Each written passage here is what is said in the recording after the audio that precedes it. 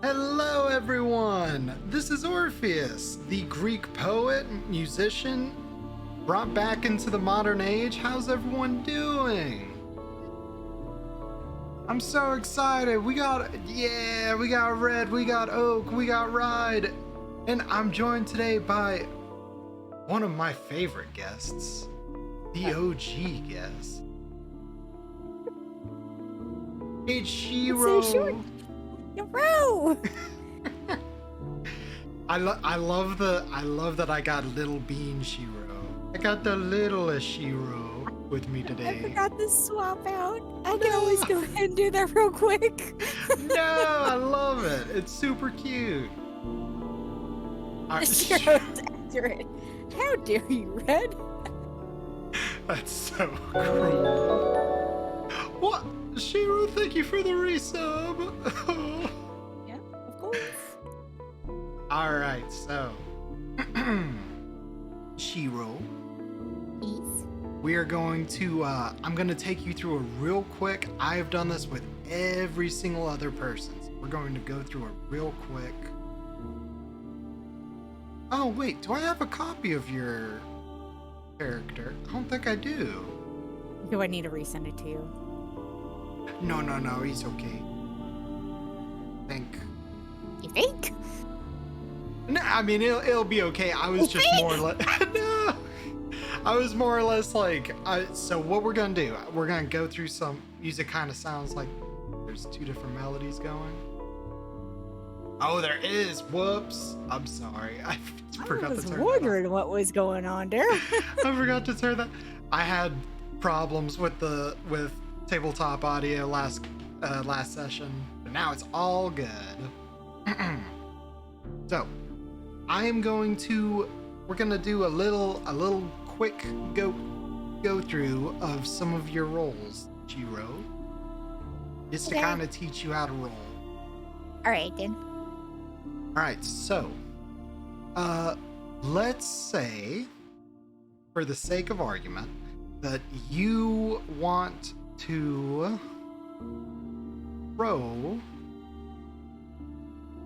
Let's say you want to throw a brick into an old abandoned warehouse.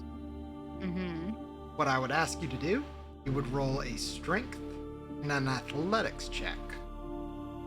So how many dots do you have between your strength and your athletics? Okay, so dots wise, as I'm bringing up everything. So strength is 1 dot, and athletics is 1 dot as well. Hey, that's Even it. though I specialize in throwing. So ironically, normally that would give you 2 die. However, because you specialize in throwing, that gives you a whole extra dice that you can use. Okay. That means instead of rolling with 2 die, you'll roll with 3 die. Oh shoot. And oh shit, yeah. And the number we're trying to hit. So what you want to hit? You want to hit either 7, 8, 9, or 10. Okay. If you hit a 10, there's a special rule in this system called the roll again rule. And and for 10s, and for some seemings, very specifically, they allow you to roll again on certain things. Uh-huh. But if you roll a 10, you roll it again. Okay. At the same time, though, if you roll a 1, it is considered a negative score. So let's say, if you would, could you go on ahead and roll to see if you can throw this brick into this warehouse? Alright, so if I am going to be doing this hypothetically, what dice would I be using for that? So everything in this system factors off of D10. Okay, so I roll 3 d10s then? Or just 1? 3 D10. Okay, and roll. I got a 5. Wait, hold up. You got a 5 on the die? It's showing all 3 d10 to a total of 5. Oh, is it not? Wait, does it not show you like the separate scores? I guess not. I mean, I could go ahead and try to do the separate ones together. Oh, damn it. So. Here, hold up. Let me see.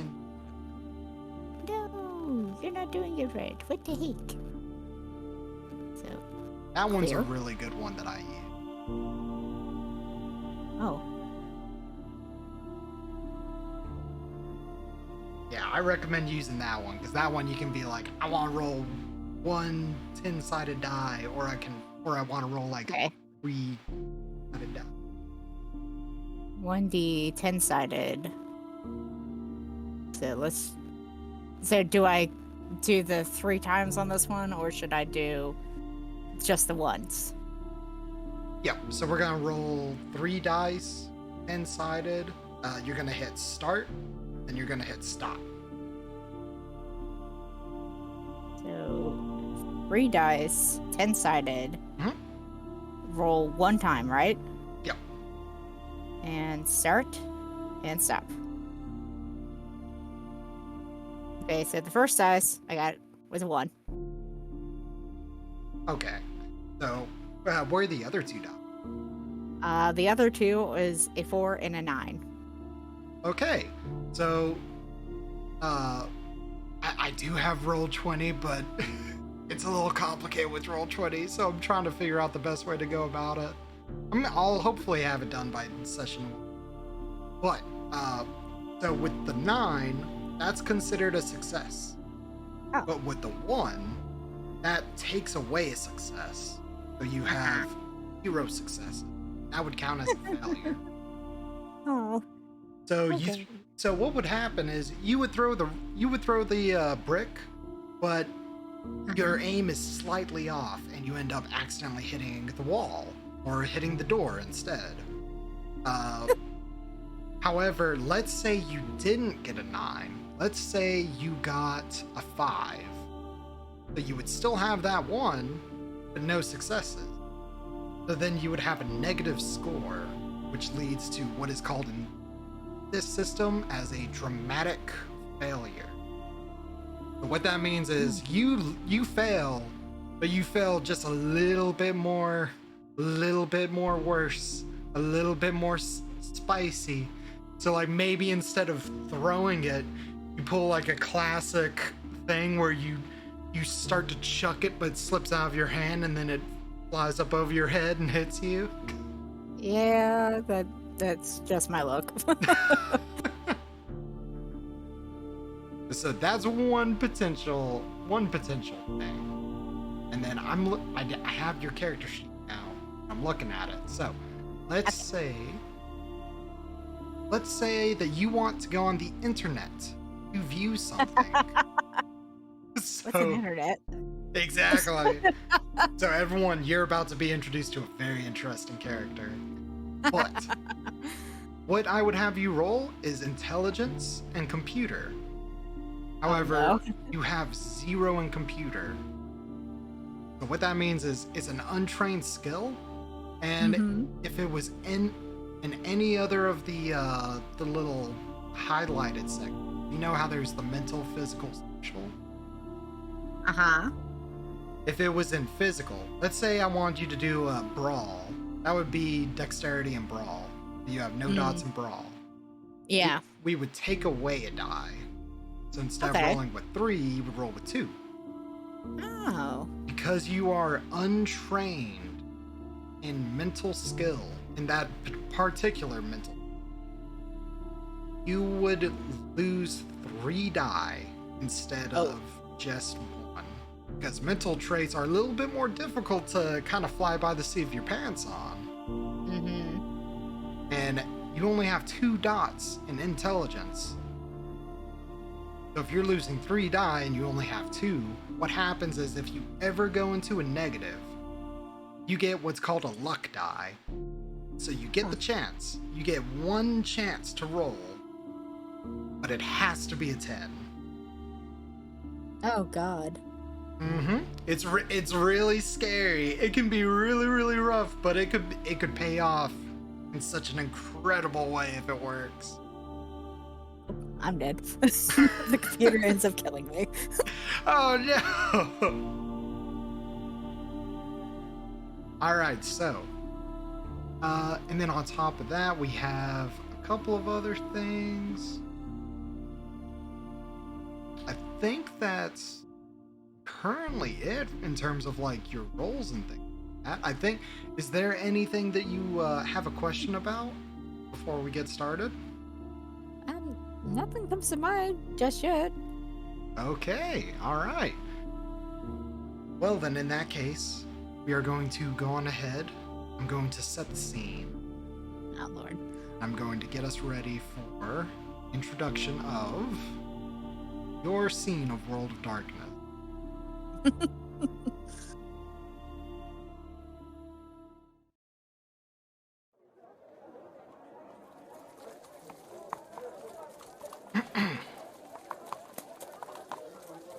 New York, city of dreams, city of hope, a city where all go for a chance, an opportunity, the longing for a life of change, a life made better than the one left behind.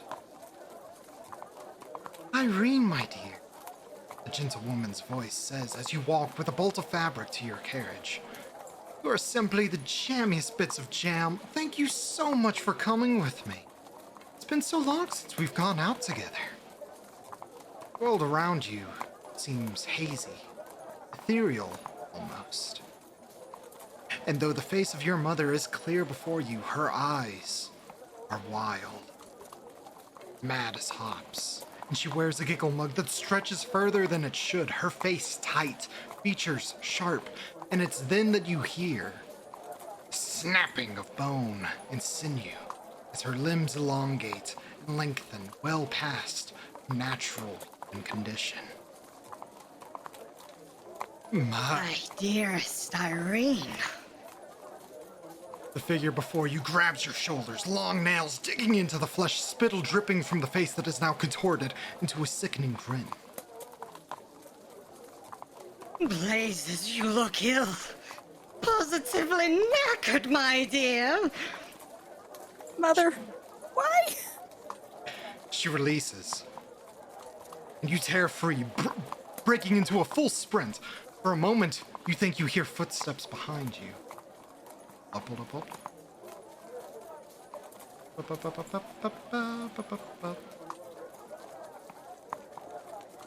So it's from an intense scene to immediately like, hold on a second.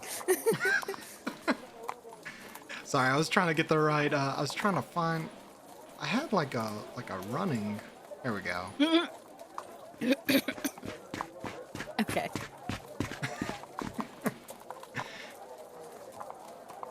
And you continue running, and running, and running until you finally stop yourself to breathe. As you finally look back up, you are within the now familiar thorny vines of the hedge. The once familiar cobblestone paths of the streets of your newfound home, New York City, gone in an instant. Under the woodland floor, a labyrinth that is the world between worlds. What dream is this?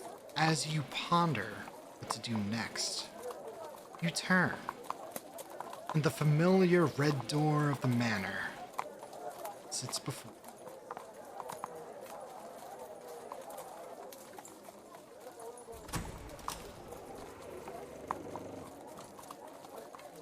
Irene. You hear from within as the door slowly opens and the pinpricks of glowing eyes stare at you from within the manor home. Irene! You jump with a start, clutching at your nightgown as you awaken.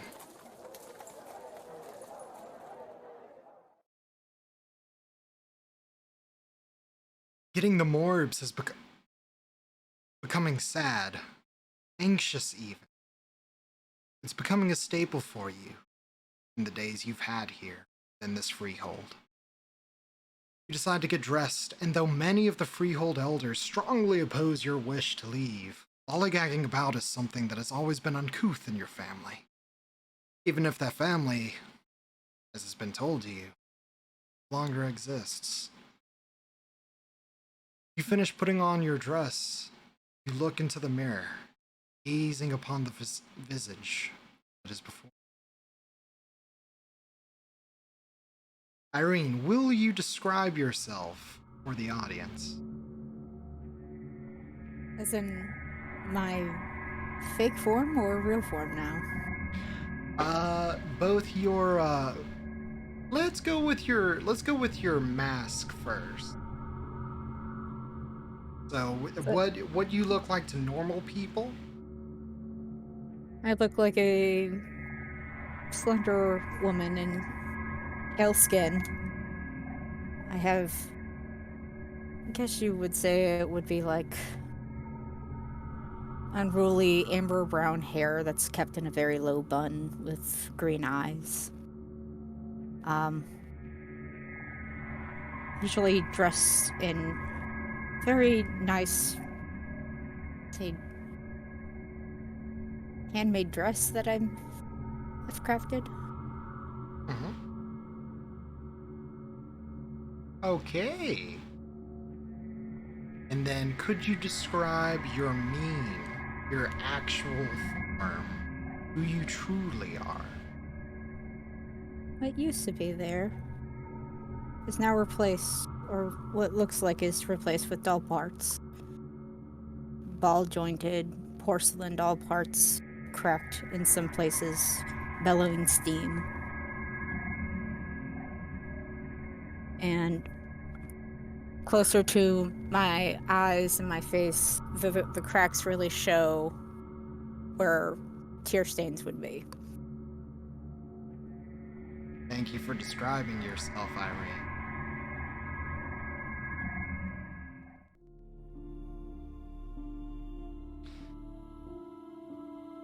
This is the first time you have been free to leave the Freehold since your escape from Fairy. Reportedly about a month and a half ago. You've seen a few brickies and the like mucking. No longer the correct words. You've seen a few Johns and Janes coming and going, and even two newcomers fresh from their own escape from Fairy, each in their own state of being. One thing that has been hard for you has been watching them both come and go while you have been laid up in bed, sick, morbid. The escape from Fairy, and more importantly, the time you spent within Fairy, having taken its toll.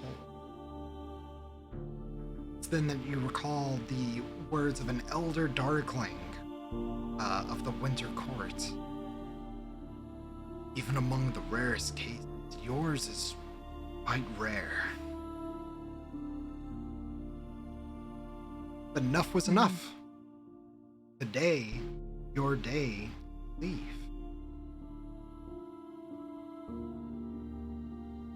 How does that make you feel, Irene? Nervous, to say the least. To know that what was once there is no longer. This is very true. One thing that you have heard, however, is that the hospital that your father worked for is still standing.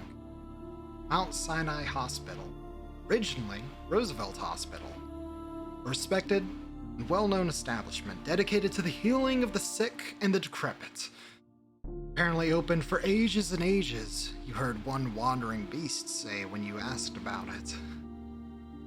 But the last you had heard had yet to be opened. It was still under construction. Over 100 years of history in that building. Almost 150.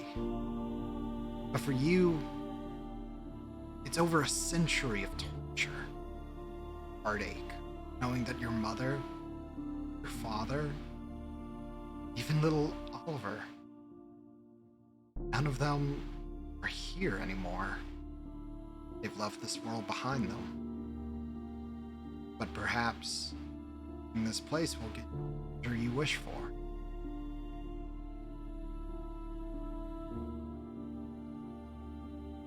You step out. Perhaps indeed. You step out for the first time from the freehold, out of the hedge and into the world of mortal men once more, and the first thing that hits you is how stale the air tastes. No longer the delightful scent of mistletoe and fresh ivy, no longer the scent of oak and pine. Now the air tastes sour, almost clings to you. It's not the same anymore.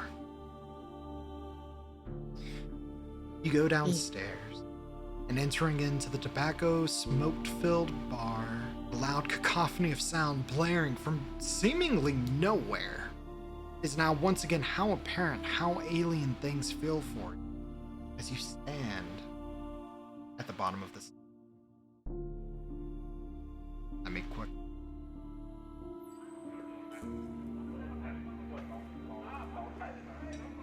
There we go.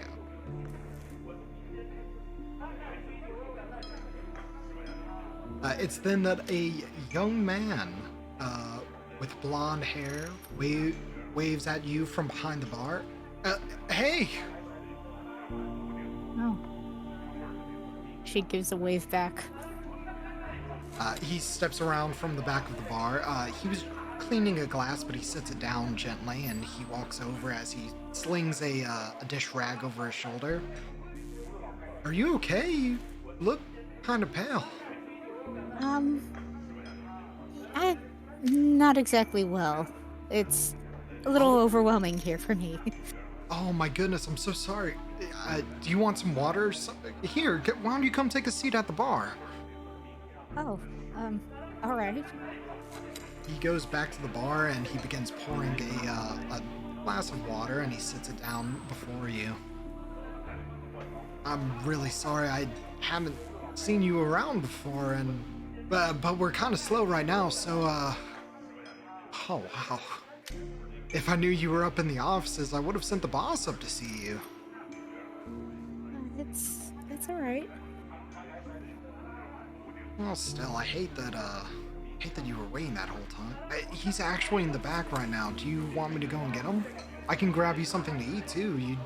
That way, maybe you could pick me up. That sounds nice. Alright, I'll be right back. Because at this point, you see he goes back into the back rooms, and you hear a small spattering of conversation before the doors open once more, and from the back of the bar comes the somewhat familiar looking face of the elder darkling that you've seen before. Dressed in a fine vest and a little ribbon tie, the chitinous skin of this darkling, the hand of this chitinous skinned darkling strokes the dark blue smoke pouring from atop his head, lending to the credence of the illusion of him slicking back the white hair that is his mask. You, he says, almost bewildered. I didn't expect you to be here this soon. This soon? What do you mean? Well, I thought... It made me nervous being there, knowing that so much time has passed, and I couldn't wait. No, that's very fair. Your condition still doesn't look great. May we talk in private for a moment?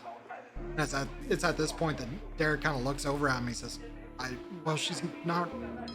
I just gave her some water. Do you want... And he says, she can take it with her if she wants to talk in private. I would like to do so. Being out here is still very overwhelming. some well, sights and sounds. follow me, please. Mm-hmm. And it's at this point he leads you through the back of the building, through the kitchen, it would seem to be the kitchen, and takes you into the back alley. See, he kind of looks around for a brief moment before giving out a disgruntled and he takes out a small pack of cigarettes and he starts to light one, and then he looks over towards you and he slowly puts it back in, and he's sorry, I don't figure you smoke, do you? My father would smoke occasionally, but the smell always made me nauseous. I told him it was bad for him then, especially working with patients. You're a good daughter, apparently. Well, I'll be sure to be mindful of it when you're around. I appreciate it. Well, anyways, if I knew you were feeling well enough to be out from the cold, I would have prepared something for you. But again, you don't really have to worry about a fetch anymore, so I did a different sort of info gathering. And you see, he pulls out from his vest pocket a small piece of paper, and what also looks like an almost like a Polaroid film, and he hands it over to you. What is this? As you look it over, the small Polaroid is not the old school black and white, but the other form, the kind of sepia, the brownish color photos of you and your family. Your mother, father, Victor, Oliver, even little Cora. Irene takes the moment to basically stroke over the photo. And I completely forgot we even took this. gives a small nod and he says, well, not much, but figured it would be a nice intel. On top of that, it was a little difficult to get, but some things the Museum of New York won't really be missing. And he kind of gives like a small smile and motions towards the paper. And as you flip the paper over, on the back is an address. And it's an address that you know well, because it's to a church up in Upper Harlem that your family used to. Is this where they are? It's where their final resting place is. That's what I wanted to know. Thank you. But pretty far uptown, all the way in Upper Manhattan, so if you want to get there quickly, I'll call you an Uber. But they're kind of one way, really. Besides, staying out of the hedge for an extended time might be difficult for you. Well, that's fine. I mean, I would love to go and see them. I'm sure I can find my way back somehow. As you say this, he does, he gently puts a hand on your shoulder, and with his other hand, he kind of motions, and I suggest traveling by the hedge. I think you may find it's a bit more good for your health. Okay. So basically, what's happening is Shiro, very similarly to Dusa and her session 0, I am putting you under a condition. Okay. So what is going to happen is,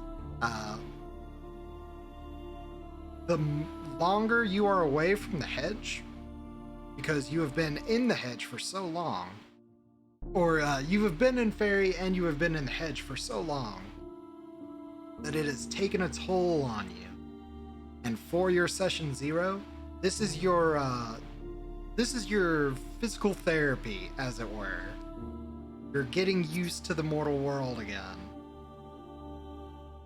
So, if you go to one of these 2 locations without traveling via the hedge, it is going to put you in a, it's going to give you a -1 die to all of your rolls. Oh. But the hedge has many untold horrors and many things that could be lurking in them. So that's also going to be exercising your rolls as well. Oh no. Yep. Darned if I do, darned if I don't. Exactly.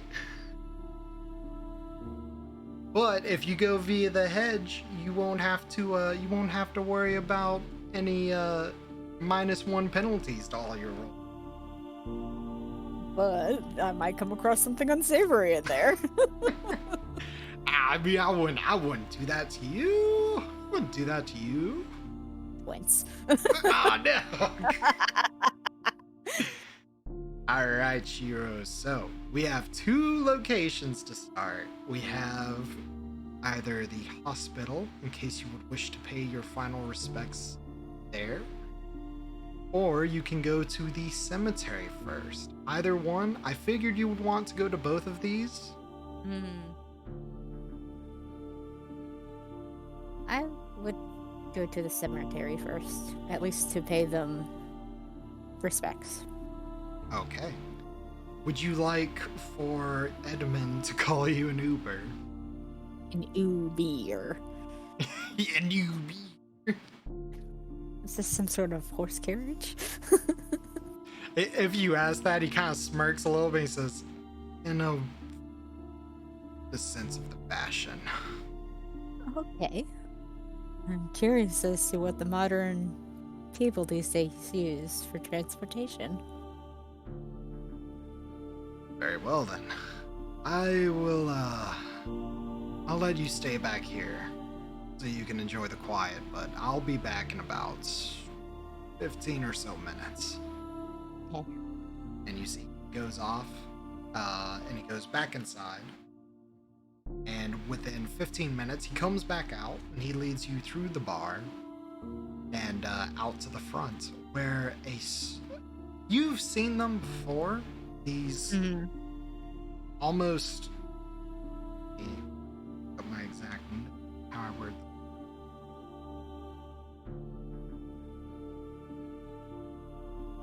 So leaving the Silver Tongue, which is the name of this bar that you have found yourself in, you are assaulted on all sides by the strangeness of the world around you.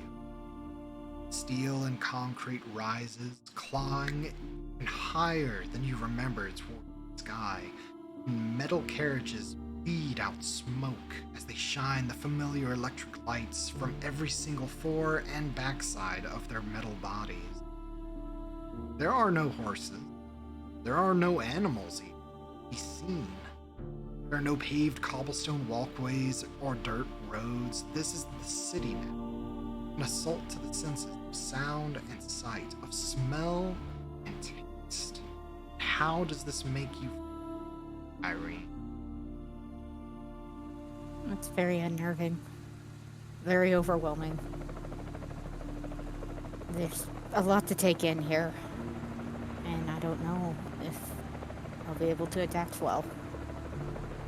I'm scared that I will also be left behind in the past to this new place.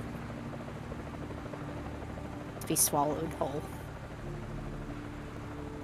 Seeing your hesitancy, Edmund puts one final hand on your upper back. He pats you twice. And he says, "I know it's a lot to get used to. It takes everyone a little bit of getting used to. I promise. It gets easier with time." And it's at this point the window opens up and you hear, "Hey yo! So where we going?" Where are we going, Chief? Hey, is the lady coming in, or are you coming with? Like, are we going someplace specific? Is at this point Edmund and this Uber driver end up talking for a brief moment about where you're going, what's happening, and it's then that he opens the door for it, and he extends a hand into the vehicle. Thank you for everything you've done. No And worries. she gets inside the vehicle. Alright, the door closes behind you as you are then left in this strange metal carriage as you are drifted away.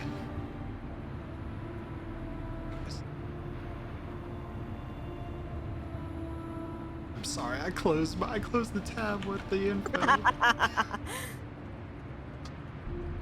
This is fine.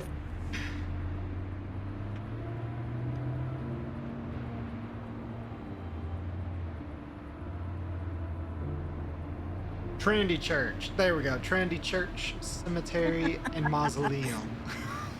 And he moved. We got it. We got it, boys.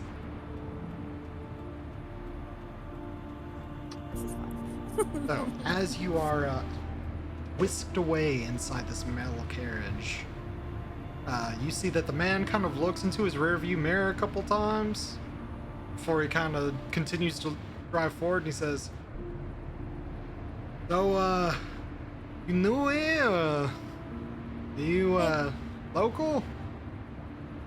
You could say that I'm a local of sorts. It's been quite some time since I've been back here. Ah, you moved away. I figured you don't exactly look like a local. I'm digging like the urban witch kind of style you got going on. Ah, Really hip with the kids these days. that's wonderful to hear. Thank you. You see, he kind of nods a couple times, and he's like, "So you like movie?" He's just trying to be like he's being a nosy Uber driver. I haven't seen any movies. Have you read anything recently? I'm not really a big reader. I'm more like a comic guy. I like to you know, So after about 30 or so minutes, you are finally able to get away from this guy first and foremost. And secondly, you arrive at the cemetery and mausoleum, the final resting place of your family. Now, what I would like for you to do, because as you arrive, you have to be able to find them. Shoot. So could you please give me a wits and investigation check? So, what's this 3? Investigation is 1. How many dice would that be? So with the 3 and the 1, that would be 4 total die. Okay. I wanted to make sure. No, you're good. So, we do start and stop, right? Yep. Start. I also realized the go will just immediately roll them if you just want to like just click and go.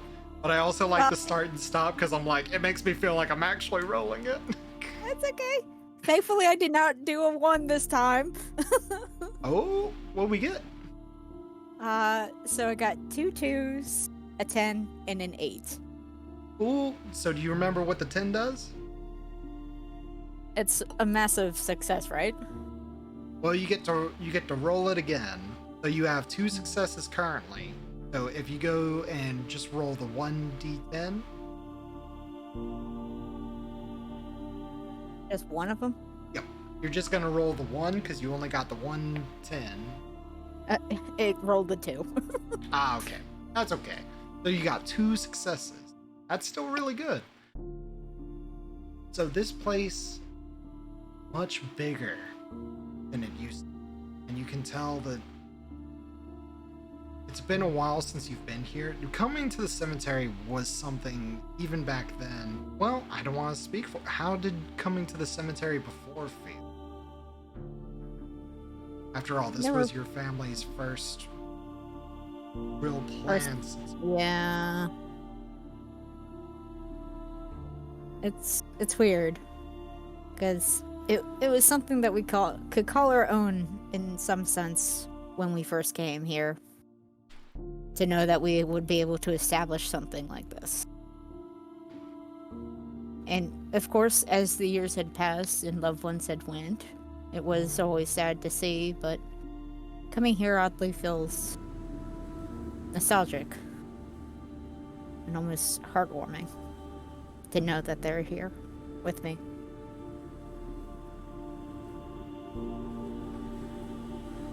Very sweet. And it takes you some time. Because as you can tell, there's been more ground added, there's been more mausoleums made, and there's been a number of different graves added on.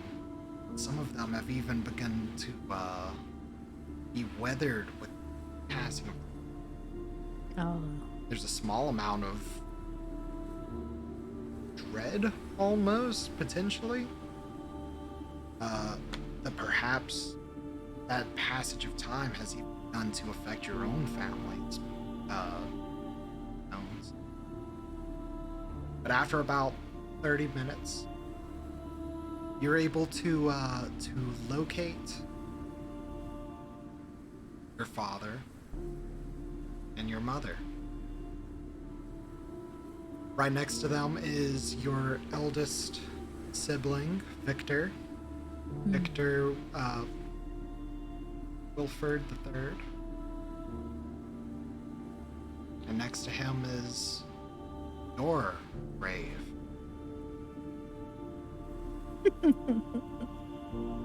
How ironic. I do think that I would go. Not knowing exactly where. But from what I hear, I had a fake here. So, hello me. Out of my own curiosity, how do you feel, Irene, knowing that there is an actual death date on this tombstone? It's odd, to say the least, since I am here, but not at the same time. Besides your name is Little Oliver. And then further down, that's odd. Can't seem to find Cora. Did they bury her elsewhere? There's a small panic, and you begin to double check. You end up going back through, just rereading the tombstones. Yes, mom's here, dad's here, or mother's here, father's here. Victor, you. Can you give me a? Let me think. Can you give me a composure? Oh no. And let's say... Yes, actually. Can you give me a composure and empathy? Alright, so that's 2 of those. So it would be 2 dice, right? Yes. And go. Shoot. Oh. Rolled 1 and a 3. Oh, no. Okay, so this is... Alright, so this is a dramatic failure. So... the panic sets in. And the panic continues. And it doesn't die down. And it continues to build and build. and you're running all over this older section of the graveyard, to the point that eventually someone does end up walking up to you. Oh no. Hey, the fuck are you doing? Why are you running all over the graveyard? I can't find her. Where is she? Who's your great grand? These are ancient. These are old ass graves. What are you looking for? And you can see it's a tender of the yard, and the fact that you were a woman of the Victorian age, and people who normally worked with the church were a lot more level-headed and more respectful than this man, to say the least. He has a patchy beard. He has on like a weird-looking hat, and what looks like coveralls, but they're gray and they have a weird texturing look to them. It's weird. He's a weird-looking guy. I'm sure I look pretty strange to him too, honestly.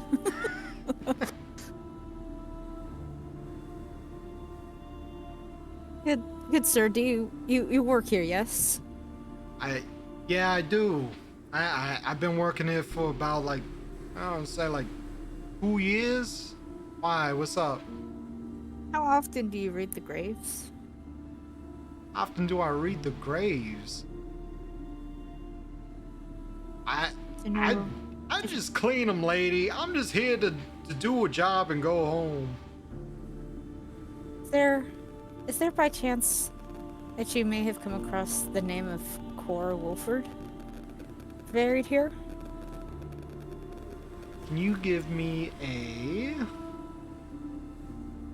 presence and persuasion roll? 3 and 2, so that's 5. Yeah, you got a pretty good die pool for this one. And start. Stop. God bless it. Oh no! 5, 2, 2, 1, and an 8.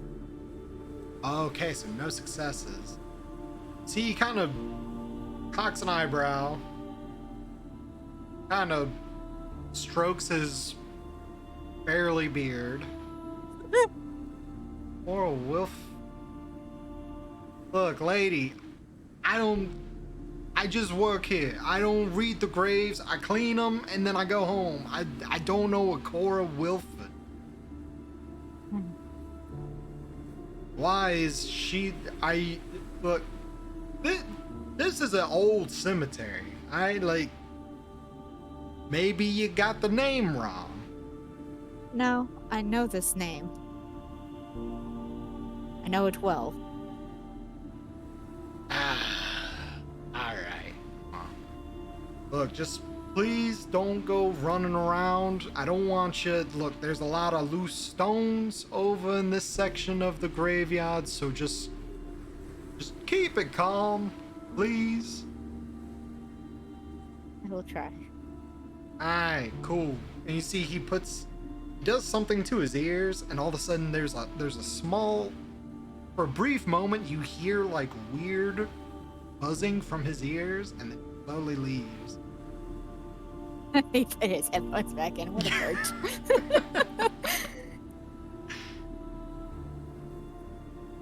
A sus guy. Alright, so I will, if you wish for, I will give you one more opportunity to roll again with, I will give you, let's go with wits, and let's go with wits and composure this time. Because this is what you would normally use for just looking around, trying to find something. So that's 4 again. Hmm? Let us start and stop. Thank God, no ones this time. Hey. But no 10s either. Oh. 2 4s, 1 6, and an 8. Oh. Okay, so you got the 8, so that's success. Oh, thank God. So it takes you another minute. It takes you a second. And at this point, it was like around, it was starting to get towards like maybe 5 in the afternoon. Now it's pushing about like 6, maybe 6:30. But you finally find someone. It's not Cora Wilford, but it's Cora William. And you almost think that can't be right, but then you look at the dates that she was born, and she was born the same day that your little sister was. Ah, you married. And you see That's why I couldn't find you. and you see that there is an epitaph, and it's slowly starting to fade. It says, "Loved mother, loved wife, took too early, in God's hands now." Took too early indeed. You see that she passed away at about the age of 32.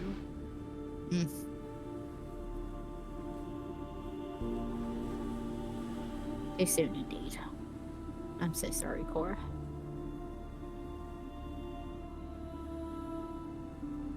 I'm sorry I couldn't be here for you.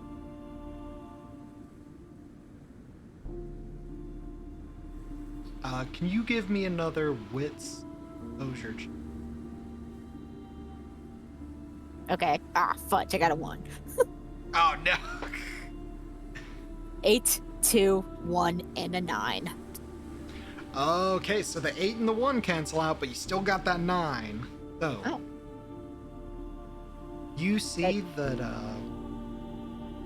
while there is mainly just you and this other person has now left, but you see that there is a man approaching, and he visits the grave of several people. One or two that you actually know. You're like, wait a minute, I know that person. And then he stops in front of your father's grave. He lays down a single rose, and then he walks away. Sir? Oh, hello. Pardon me. Yes. How do you know this family? Oh, well, it's more that I go around and I just happen to place roses on a lot of the. This is a very sad part of the graveyard. Oh, no. And I just hate that no one comes and visits anymore. It is sad to know that time has not treated them well. Well, it's what happens. Eventually, there's just not that many people who remember us. But it is. What are you doing here exactly? Did you do like an ancestry thing? Or are you looking at your ancestor? You could say that I found them here. It's a bit overwhelming, to say the least. I definitely understand that. Graveyards always kind of creep me out. But there's nothing to be afraid of. For even if they are gone, they still do respect those who come to visit. It's a nice thought. It's like, if nobody else thinks of them, and you, a stranger coming by, to just place a rose on a grave for somebody that you don't know, I would at least show kindness to that. Well, I hope so. I try to do my due diligence. Yes. Ugh. And you see, he kind of lifts up like one or two more roses, and he's like, "I have a couple more of these to give out." So, I hope you have a wonderful rest of your night. And I hope the same for you too, sir. Thank you. He gives one last smile, and he gives a small wave as he continues to kind of go, kind of zigzagging through the graveyard. And it is at What this a kind soul. yeah, it is at this point that you start to feel haggard almost. You start to feel your breath catch in your throat, the air stifling, the smog building. And I could hear now, for too long. for the next portion of your session, you have a -1 What? die penalty. Yeah, you thought I forgot. No, I know you won't forget about that. All right, so there's a couple options here. I'm guessing that you would also like to go over towards the hospital. Potentially. But, I mean, it is getting dark, so it's like, will the hospital be closed, though, at that time? No, it's a hospital that normally doesn't receive a whole lot of traffic at night, but it does still take patients, and it does still allow people to come and visit. Depending on how you want to go about it, you could go there and say that you're visiting someone, or you just say you're taking in the sights. It is technically a historical landmark. It Less will people be there to notice me. Yeah, it will be dark by the time you get there, depending on how you want to travel. I guess I should probably try to travel by... what is it again? The hedge. The hedge, thank you. Okay, so I double-checked the rules for this, because I had some confusions during session 1. During Caesar's go-round. Okay. So, anywhere that there is a door, a gateway, an archway, is an entrance into the hedge. Is there a mausoleum here? Oh my god. Oh my god, yes there is. Yes there is. Do you want to use the mausoleum as a way I will use the mausoleum as a way to go through.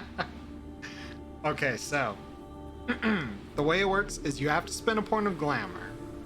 So you don't have to worry about that right now, but in later sessions, once we're actually like in the actual game, it will be important. Okay. So you walk up towards this mausoleum door. You jiggle the handle, and as it turns out, it is still open. Apparently, this grave tender has not been as efficient as he should be with his earbuds and his weird mannerism. This is fine. I'm sure they will not mind me using the door. Yeah. So you knock twice. You ask for permission to enter. The point of glamour is spent, and the door opens into the wide open green of the hedge. As you pass in, you close the door behind you, and when you turn back around into the hedge, then look back over your shoulder, the doorway of the mausoleum is gone. You're now within the well-trodden paths of the hedge. So, what I need from you now, because this is a section of New York that you still know well. However, while this is a familiar section, there is still the problem that you are within a separate layer of the world, technically. So I'm going to need a wits and survival roll, -1. Let's see. Wits and survival together would have been a 4, but minus that is 3. Uh-oh. Start and stop. Oh, hey! Oh. 5, 9, and a 9.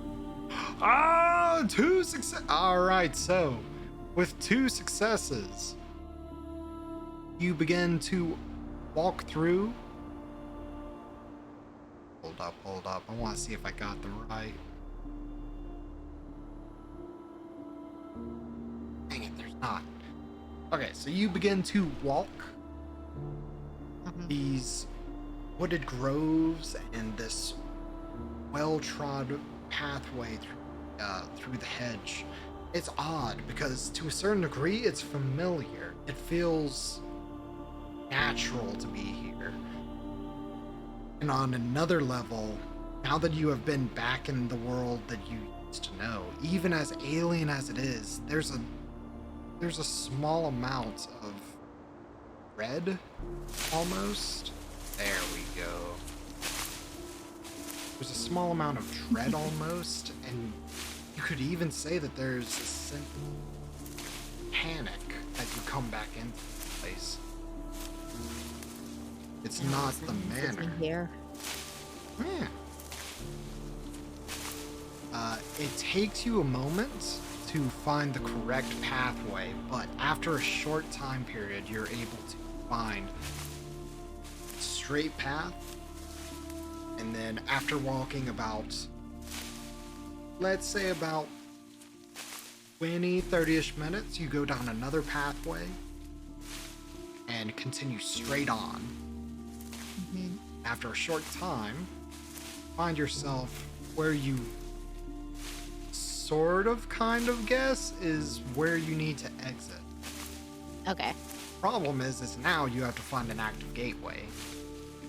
An active gateway. So what we're gonna roll is we're going to roll a wits plus survival plus your weird. So wits is 3. Survival, where are you? Survival is a 1. And where is the weird? I normally tend to bring it, but if you look over on the right side of I your see page, it. It's also a 1 too. Yep. So what we're gonna do, because you're at -1, we're just gonna act like the weird isn't a part of it. So it's just gonna be your wits and survival. So that's a 4. All right. As they say, roll them bones. And roll them I shall. 4, 6, 9, and a 10. Oh, okay. So we'll re-roll that 10. Okay. So re-rolling the 10. I rolled another 10. Oh, roll it again. I rolled another 1. Are you serious? I'm being dead serious. Roll it again. I got a 7. Okay. Oh my gosh. Okay, so 5 successes. So for at least the session zeros, I'm counting 3 successes as exceptional successes, but normally it's 5. Okay. So even if this was like a normal-ish game, 5 successes, that's an exceptional success. You literally, you look around 2 or 3 times and then you see it. There's a small, it doesn't exactly look like a door. It looks more like the, I'm trying to think of what to call it. Not an iron fence, but like a steel fence way for like a garden area. Okay. And as you walk through it, you enter out once more into the familiar sounds, well, the ever increasingly familiar sounds even, of the New York's night sky. And you're within a small greenway connected to the hospital.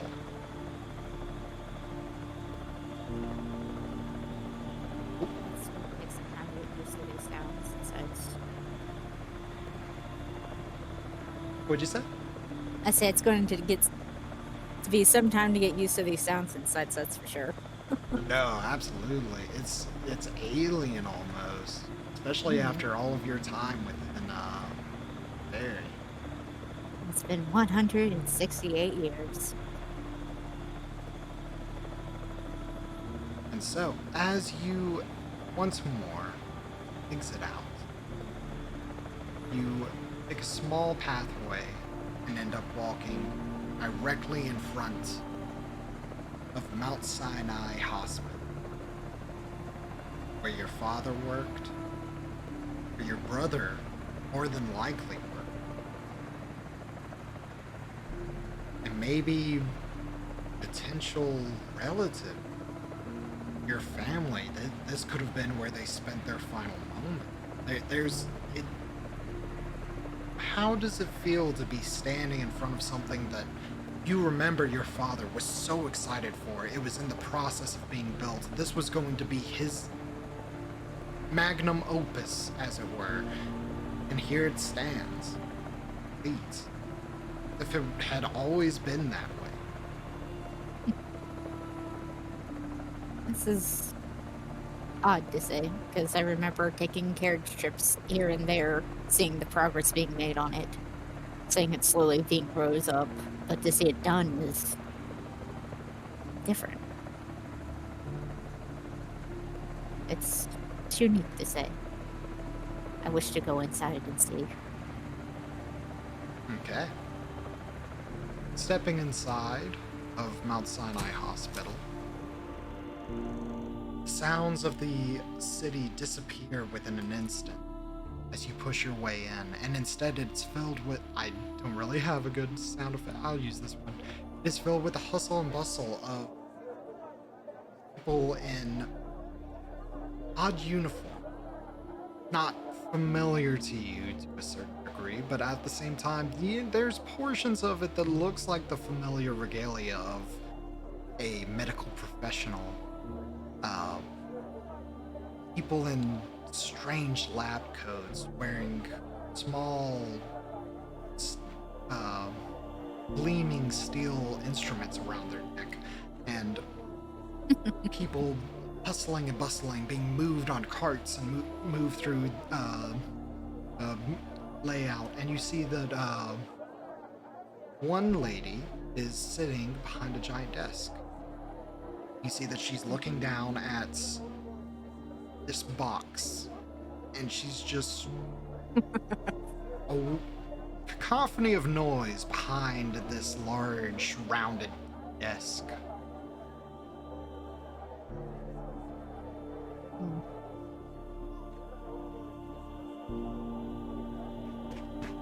I guess I shall approach the lady then.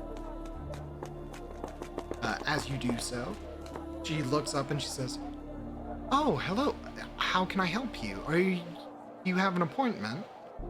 No appointments or anything. I was curious if I could look around, to say the least. I had family that used to work here. Oh, can you give me a... That's good.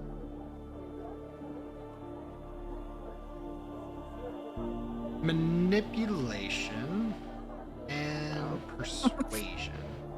So, manipulation is 2, and persuasion is also 2, but because of the -1, it's a 3. Okay. Start. God bless it. 7, 1, and an 8. Oh, okay. So because we're counting sevens, Oh, you have 1 success.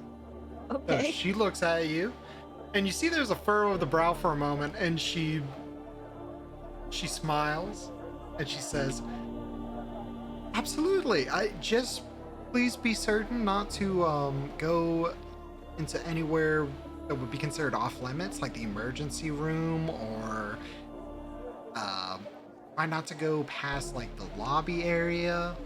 But no, absolutely. If you just want to kind of look around the area, then by all means. Oh, okay. Thank you so much. Of course. So, walking through this large lobby area, strange. There's a level of disconnect as you see that there is what appears to be people going about their day normally. There's people eating their lunch or dinner within this large mess hall looking area.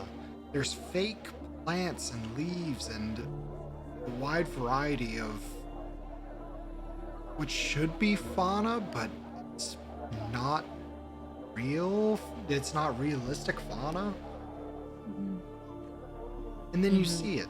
There is a what looks to be a plaque area about 30-ish feet away from the actual lobby desk that you were originally at. Welcome to this room. Hmm. Do you approach? Of course. Okay. Approaching it, it appears that it is a plaque reading out several lines describing the formation of Roosevelt Hospital, of its change to Mount Sinai Hospital, the most prominent heads of organization, the more important financial figures. A large variety of names are listed here. And then you see connected to that is much more a older looking plate that says a memorial to Roosevelt Hospital for its years of committed service under the medical head of Victor Wilford II. Trying to think of the word for it. Like the director of medicine is like what it is, like the chief medical professional. Okay. Yeah, I can't remember what's called.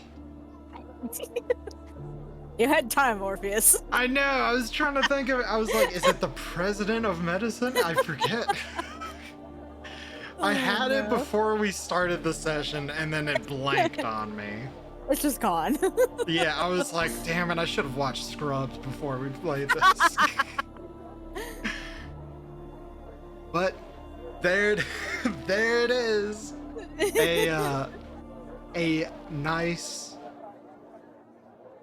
Knowing your father, would you say that this is more humble than he would appreciate, or just enough for him to appreciate? Well, he did like his figure out there, seeing as he was a doctor and everything. So this is definitely more humble than I was assuming that he would have, but at the same time, I'm also not surprised. You can hear now that he would be somewhat disappointed to see that he's become such a small plaque of this area. Of all things that they would renown me for is going to be a small plaque, then why did I even work here? Exactly. But for you, it means something. There's a reminder of your father, of your family name. Of just the fact that it existed. The fact that it's still here, Mm-hmm. that it remains to this day is nice. Irene, could you give me another wits and composure check? Ah, fudge. Still with the -1. So composure is 1 and wits is 3, so that would have been a 4, so it's only a 3. Yep. Let's start and stop. Oh, no! Oh no, how bad is it? 1 3 and 2. Oh, traumatic. Uh-oh. Okay, so what happens is, I can't think of a way to make this dramatic besides just, unfortunately, Irene, Oh no. you stand there and you take it in probably a little bit longer than you intend to, and as you look around and you notice a small clock that is up on the wall beside you, realize you've been standing here for a much longer time period than you meant to. It's about 7:30 now. Oh wow.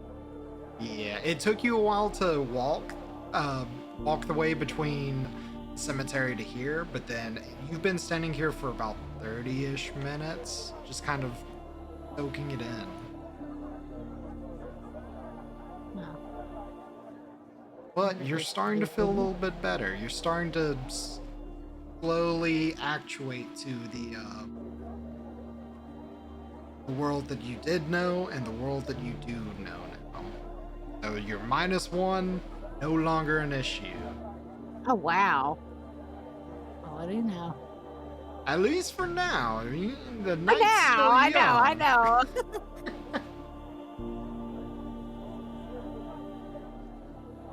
It's been enlightening to say the least.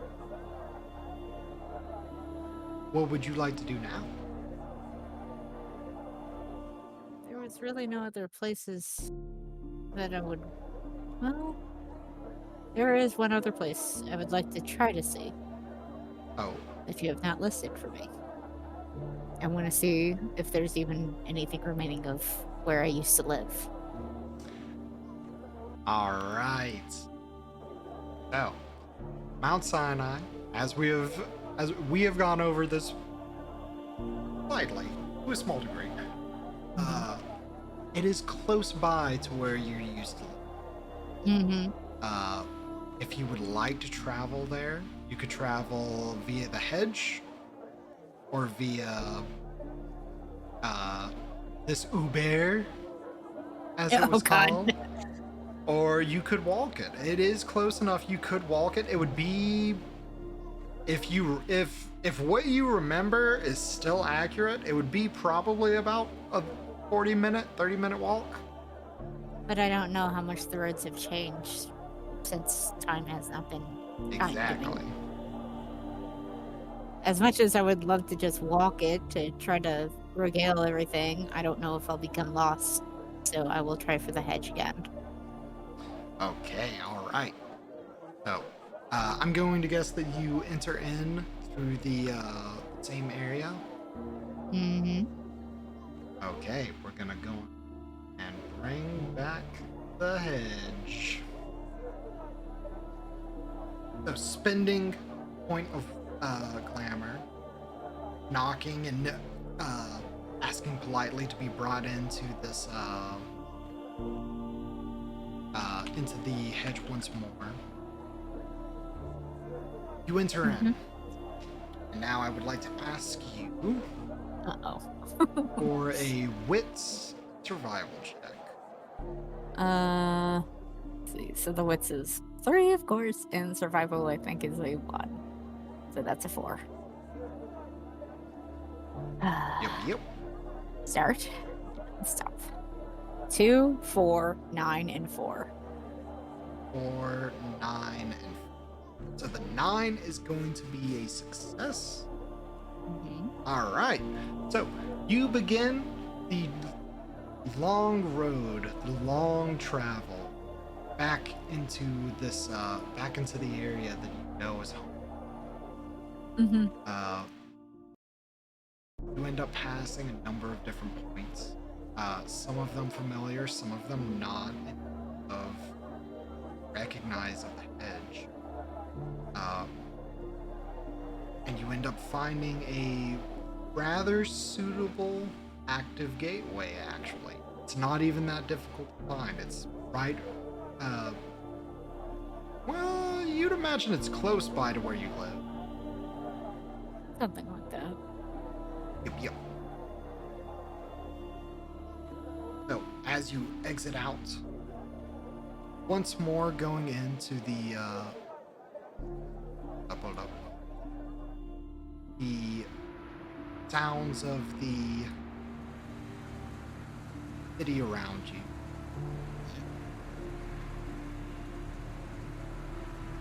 You end up exiting out from this gated area that has a like a steel door that is segmented, almost like a jail door, kind of, to a certain degree. Exit out from there. You look around twice. You come out, and about 2 blocks down is the apartment building where you used to live. Still standing, still there.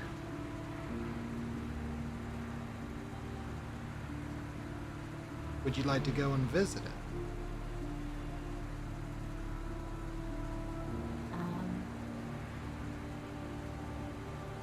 I mean, I could definitely try to enter, but I don't know if I'll actually allow him to be in there. It's up to you. Whatever you want to do.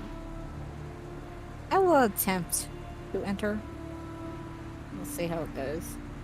Okay, so as you walk down to the apartment building, open up the door, you see that there is a strange pad that is next to the door, and you do see your old apartment number listed next to it.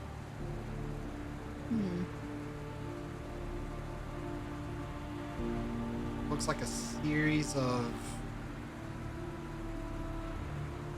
listed out apartment numbers. There's a weird kind of grate look at the top of this strange box.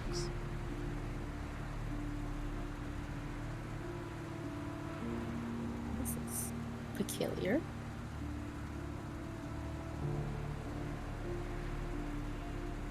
Would you like to try and press your apartment's? Sure. All right. You click on the apartment number. You see a small light flash under your thumb. Pull back. And from this small box is a voice that begins to talk. You hear. I'm trying to find like a good. Gotta mess with my thing. Ugh.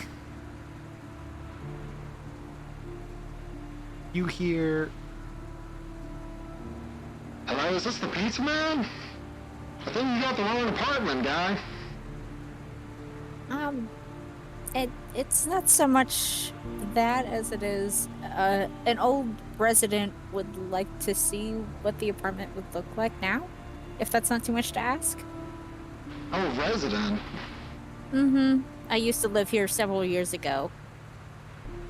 Really? Yes. Can you give me a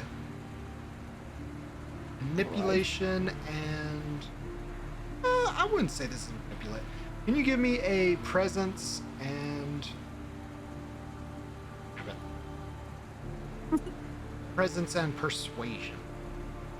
So presence is 3, persuasion is 2, so that's a 5. Big die pool. Start and stop. Oh my gosh, yay! 5, 7, 3, 8, 8. All right, so a little big success. I can't. Why is the word escaping me? Exceptional success. There we go. Thank you.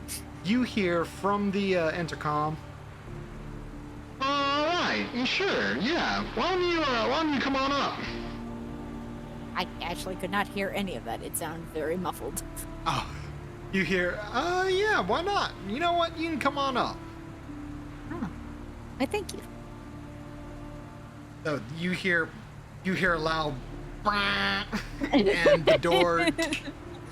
You hear the sound of a lock open up. Mm-hmm.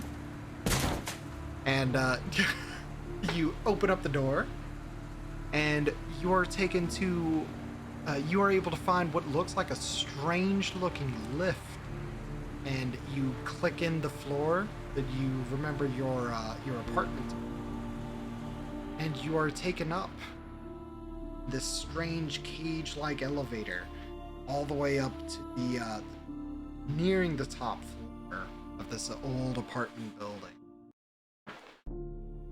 As you walk the dilapidated but still familiar hallways of this apartment complex, you see a child who is sat by the door of one of the apartments, just kind of doodling on a sketch pad. Mm-hmm. And as you continue to walk further and further, you finally reach the door to your old apartment complex.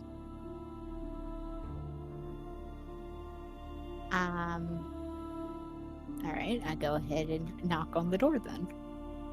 All right, you knock, knock, knock, and you hear the somewhat familiar voice say from behind the door, "Oh, give me like 1 second, all right?" Oh. And you hear like you hear the sound of like rummaging, and then you hear the sound of like 3 or 4 metallic clicks. Oh wow. As the door slowly opens up, and a small peek from this weird gangry looking guy. Oh my. It's kind of, his skin is pale, and I didn't expect to find anybody else pale as me. he's almost as pale as you. It's almost unnerving to a degree, because you're like, this is not a changeling.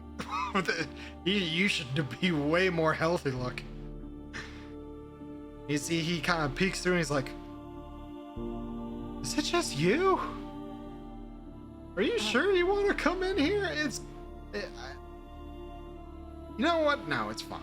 You know what? Hold up." And you see the door closes once more, and you hear one last click.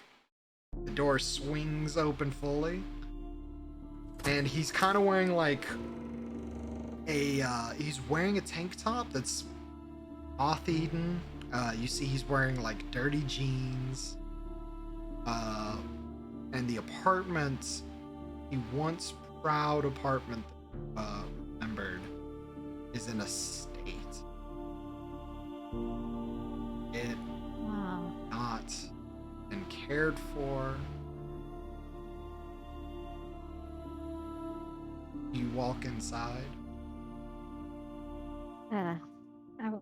I took all this time to go in, so I shall enter. All right. You see he closes the door behind you, and he kind of runs his hand through like greasy strands of hair, and you hear, shit. Do you want a drink? Do you want water? I don't really have a whole lot of guests over, so it's up to you. You don't need to worry about that. I just wanted to look, that's all. Take all the time you want. Thank you, sir. All right. So as you begin walking through, you stop living room. You remember chasing Oliver around. You remember watching as he would climb over chairs and tables. You would remember hearing your mother begging you almost to get him under control. And the whole time, even though there was a small hint of like, oh, this kid, you just remember like this, having this smile and this feeling of affection, love for your family. It's just pouring out of this almost broken mirror that is this apartment. You remember the look of this, the wonderful dark oak and luxurious carpets, the familiar section that was a well cared for kitchen is now covered in grease stain, mildewed cabinetry, and wide array of scattered utensils and silverware and dirty dishes. It's heartbreaking almost. Or potentially it is. It is rather sad to see it in such a dilapidated form. You continue to push forward into the house.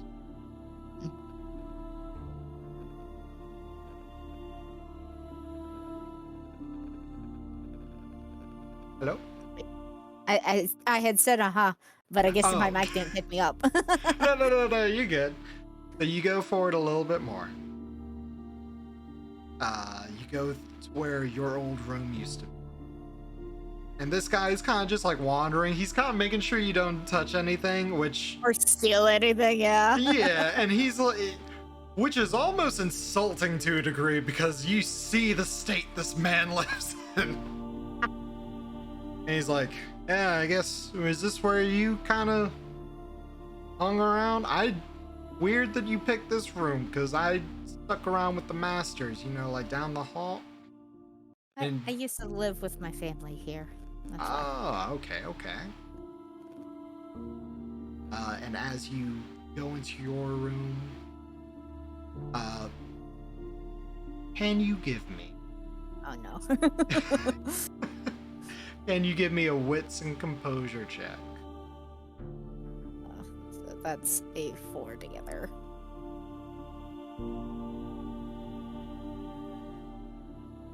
Oh my god.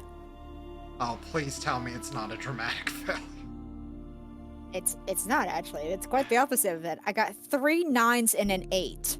Yo! Exceptional success! Like, We'd love holy to fudge. see it. Alright, so I asked this because this room, it has been painted over many a time. Many a times. It's been 168 years. I'd imagine they get tired of seeing the old thing over and over again. But one thing that is, there's something that you do remember from all that time ago, and that is that you remember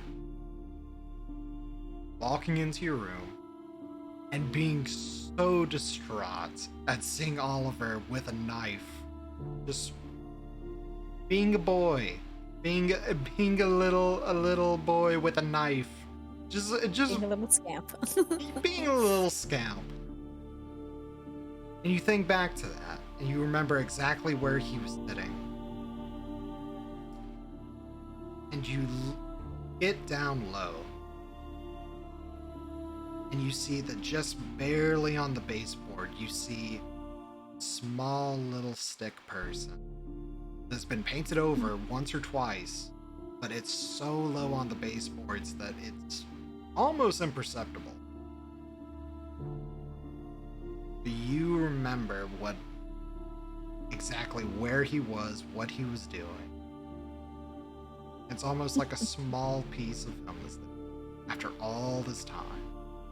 I can't believe it's still here. What do you know?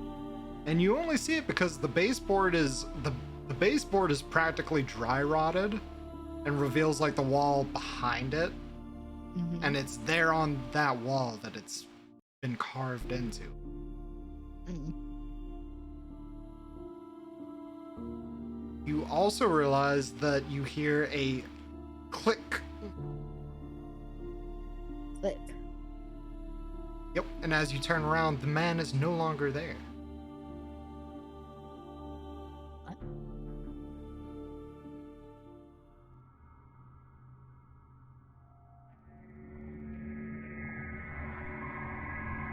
Is the door opened anymore?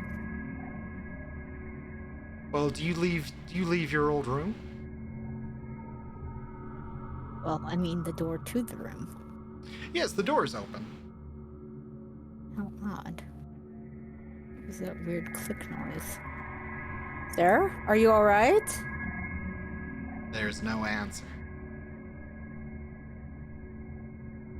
All right, I get up to go to leave out of the room then. Okay. Can you give me a... Lord.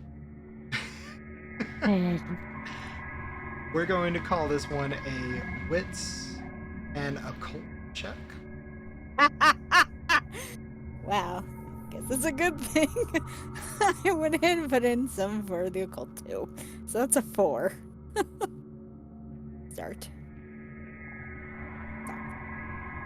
7, 4, 8, and a 10.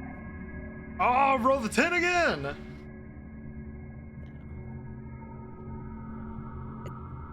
Gave me a 4. Okay, 7, 4, 8, 10. 3 successes versus 1 success. Can't believe it was only 1 success with that die pool, but fine. Alright. You don't see this man anymore. And you look around the entire... You look around the rooms that you've seen. And you look back towards the door, and the door has now been locked. And it's then that you just feel this creeping dread on your shoulders, and you feel just this cold patch in the back corner of the room from where you were. And you just... This is not familiar. And in fact, you just barely see, it's imperceptible almost, this tiny, it looks like shade, just barely flickering and moving just left and right. It looks like it's crouched down, trying to be as small as it can. Who are you?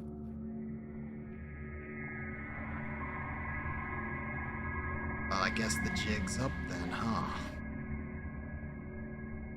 And you give me an initiative roll. Oh Lord. Alright, so that's just a roll 20, right? No, so the way it works in this one, so we're gonna roll 1d10, and then Okay. you add your dexterity and your, I think it's I rolled another 4. dexterity and composure. So dexterity is 3, composure is 1, so that together is an 8. Okay. But before we get started on this, I really need to use the restroom real quick. Oh, no, you're good. So I'll be Alright. right back. Yeah. We're gonna take a real quick break.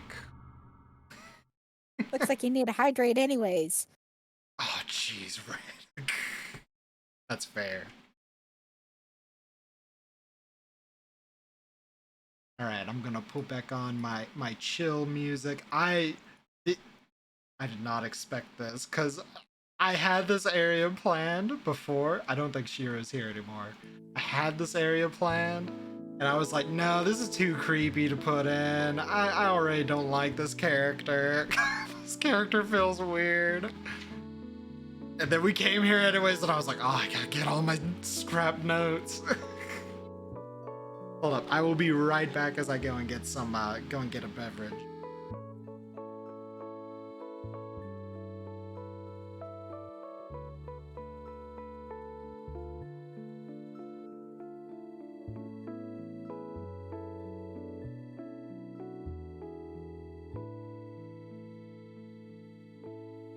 Shiro is all good with this kind. Oh yeah, no, ow, my ear. I hate these earbuds. I need to get a new headset. No, I figured Shiro was good with this kind of stuff because Shiro's my horror buddy. She's my horror fanatic as well. Which I love because it's like me and Shiro, we could play horror games together, and I'm like, yeah, this is what's up. I'm very excited though, because this is... We'll get into it, but this is going to be a very interesting encounter. I'm very excited and very scared all at the same time. How's everyone else doing though? Is everyone else doing okay? I hope that everyone has been having a fun time meeting Shiro's character. I broke it again. You guys disgust me with your horror bomb. That's, you know what? We can't all be as cool as Shiro. I try to keep up. I try to keep up, but you know, there's... Slice my finger putting together what... Oh my gosh! Strega! Are you okay? It's not deep, is it? I really hope it's not deep.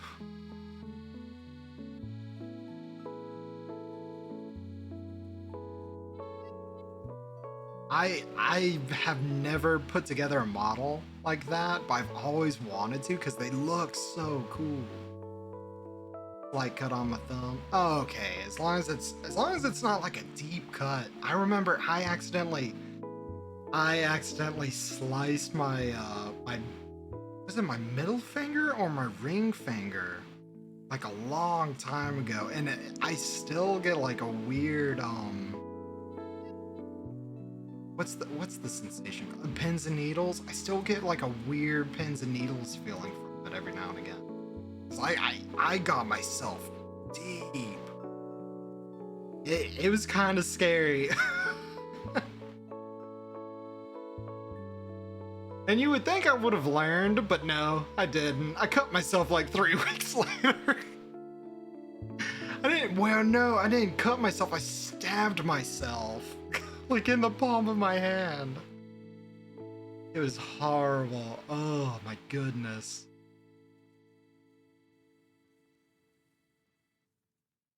But yeah, I've always wanted to do models because I thought that they look so cool. But like, there's so much that goes into the like building one. I've just been like way too scared to even try because I'm like, man, I'm gonna. Knowing me, I would slice myself like way too many times. I know how I am. Need a good workstation as well. Oh my gosh, yeah, like, I get blown away watching some people make them, cause like, there's one video, I will watch it over and over again, just cause it looks cool, and it's the Gunpla models are fairly, exactly, I was about to say, there's a Gunpla model that someone made that was like, Gundam meets Sephiroth from Final Fantasy VII. And oh, it looks so good. It's like my favorite thing. Well, in terms of models, it's one of my favorite things. Put this together, it's about foot. Fastest night? Whoa! It looks so cool. $200? Oh my god! I'd be scared to mess it up.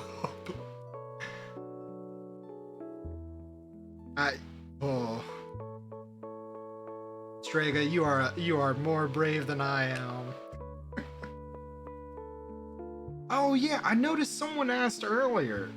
But yeah, it was you, Strega. You were asking if this was Changeling, and yes, this is Changeling the Lost. We are currently playing.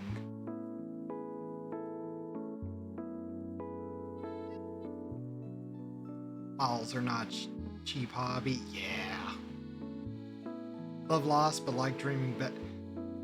See, I love Lost more because like I feel like Changeling the Dreaming is way too difficult to play.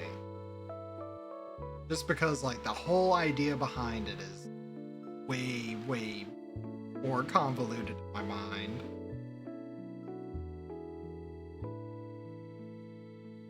I've made 3 miles in my life, 2 which turned out fine. Oh no.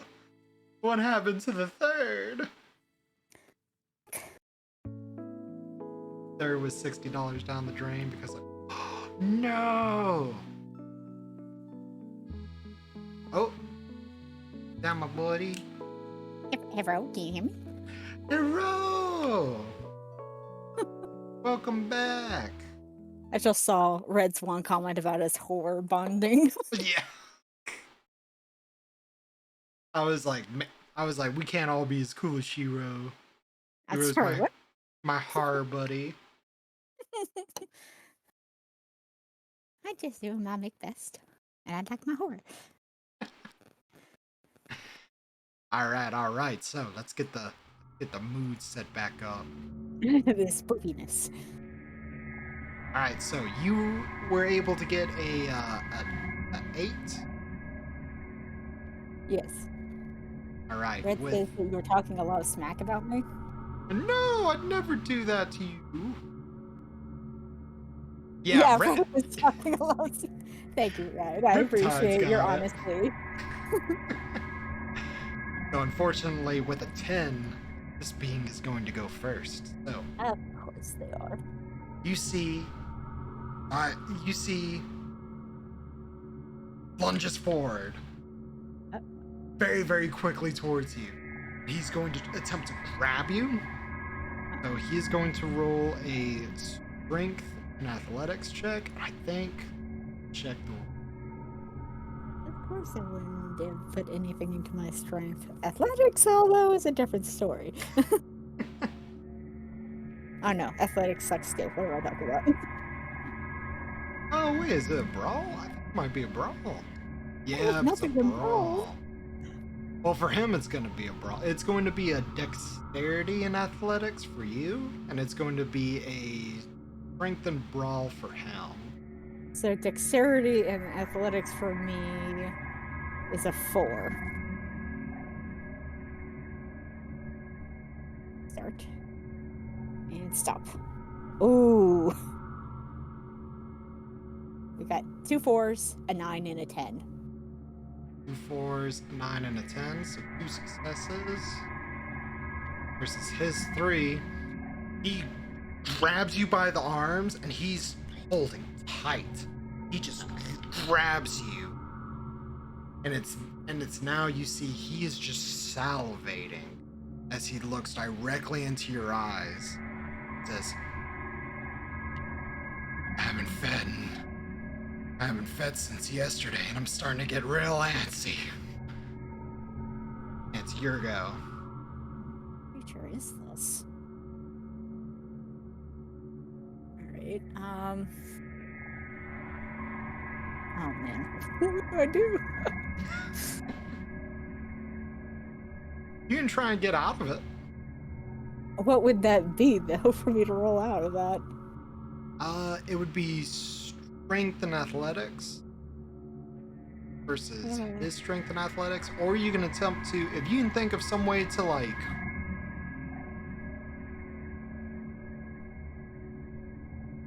Oops. What? I accidentally took the character page out of the. I had to put it back into my windows because I accidentally separated it. If you can think of using like one of your tokens or something like that. We have the home spinner needle. I don't think that's going to be useful right now. What about the fast reflexes? Fast reflexes.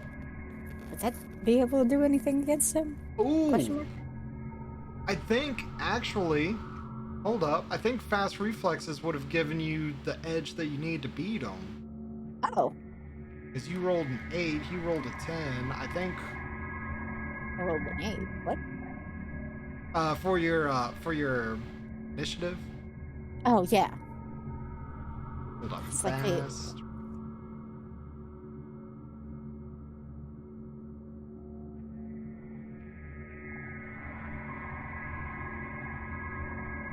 You get +1 initiative per dot, but you have a higher 30 then helm. Yeah, you technically would have gone for. All right, let's rewind it a bit. So Okay. you see, he goes to charge you, Okay. and you are like, nope, I am not dealing with this. So you get to go first. Okay. So because I walked out, how close am I to the kitchen? You're actually like right next to the kitchen. Okay, I'm gonna approach the sink full of dishes to throw something at him. Okay. So, for throwing a weapon, I just want to let you know before you commit to the bit. It's going to be composure plus athletics. Oh no. Oh, I just read that. no. Oh, God. Composure and athletics. Composure and athletics. What's that?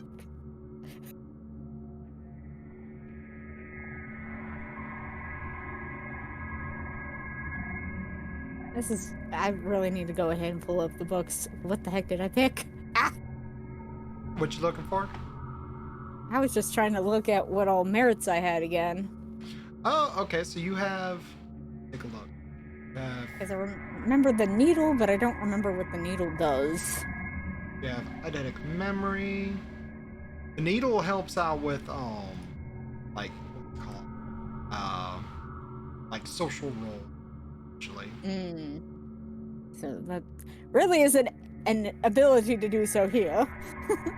I think you also got another token, didn't you? Did I? Because I've got the needle token, the brownie boon, danger sense, idea memory, and fast reflexes. The changeling who activates this token gains +2 to her presence and manipulation roll. Unless I can use one of my contracts. You could use one of your contracts. You have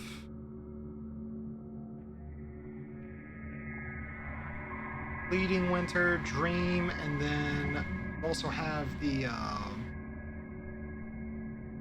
elements as well. Mm-hmm. Want me to look at your elements? If that's not too much to ask. Yeah, I got you. All right, so element. Please tell me I actually took something defensive. All right, cloak of the elements, the claws.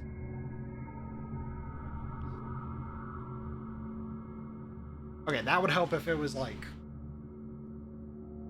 electrical damage, I think, because I think you took cloak of the elements, electric. No. Armor of the elements, though, I do remember that this one we took ceramics. Yeah, for the clay. Yup.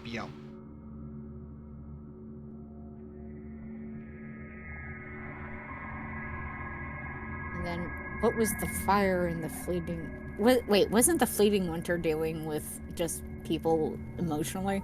Yup. Man, I screwed myself here when it came to like actually fighting. Well, so there's a couple of things you can do. Would you like me to help out a little bit? If that's not too much to ask. No, not at all. So remember, you just need a doorway or a gateway to go through. To go into the hedge. But you could run back to your old room and just like, let me in, and then you can go into the hedge. That's one thing you could do. That could be like a. But I'd have to get past him. No, you're still close. I would say you're still close enough that you can dip into the hallway and into your room. What else do I have optional wise? You also have your armor of the Element's Fury. That will make it to where you have like a lot of spikes, like spiky clay bits all over your body.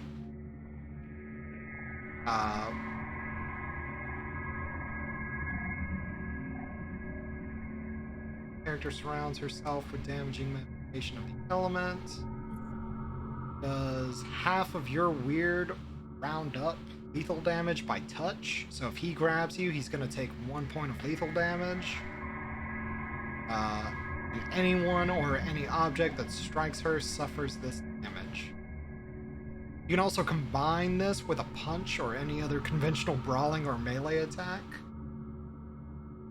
Because she's so physical. God. Well, it would be dexterity and brawling. I mean, dexterity would at least be one thing. I don't have anything in brawl, though. Yeah.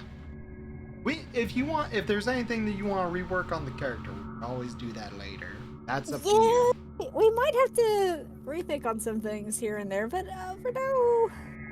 As it is what up I'm to gonna you. do. You know what? Let's try to do the kitchen sink throwing thing. Maybe if I throw something at him hard enough, I can maybe run past him. Okay. I will say this. So you're closer to the door than he is. If you want to go through the door, you could unlock it and run out. But wouldn't that give him an attack of opportunity if I ran past him? Nah, so the way it's working is he's gone into the living room thinking that you would go look around and then go back into the hallway. The door is closer to the kitchen. And the kitchen is... Oh, it's hard to list this out without... Basically, he's a whole room away from you. You can easily go straight for the door.